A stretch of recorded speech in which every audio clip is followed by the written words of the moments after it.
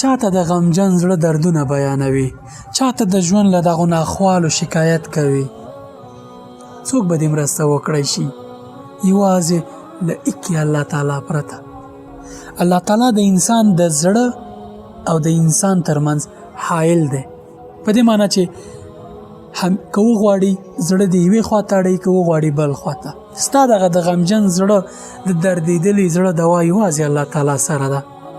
الله پاک کولی شي چې دغه د زړه حالت دې بدل کړي. ځکه خو قرآن کریم وایي چې الا بذکر الله تطمئن القلوب، یوازې د الله تعالی په ذکر باندې زړونه مطمئن، ډاډه، له سکونه ډک او خوشحاله کړئ.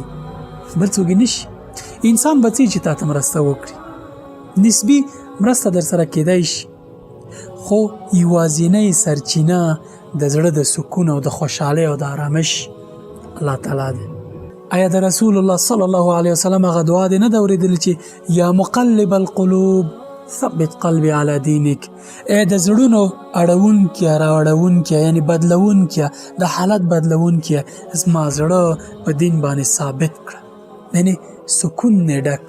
کله چې په دین باندې زړه ثابت شو، سکون پکې راځي، درد یې کمیږي، جنجالونه، تشویشونه، خفګانونه هر څه ورسره له منځه ځي. نو ته ولې خفه؟ کله چې داسې مهربان ذات د خوښیو سرچینه او د امیدونو یوازینۍ سرچینه لري، نو غم د څه دپاره؟ ولې خفه؟ هر چاته شکایت مه کوه، شکایت دې یوازې الله پاک ته وکړه. الله پاک د انسان او د انسان د زړه ترمنځ حایل دی.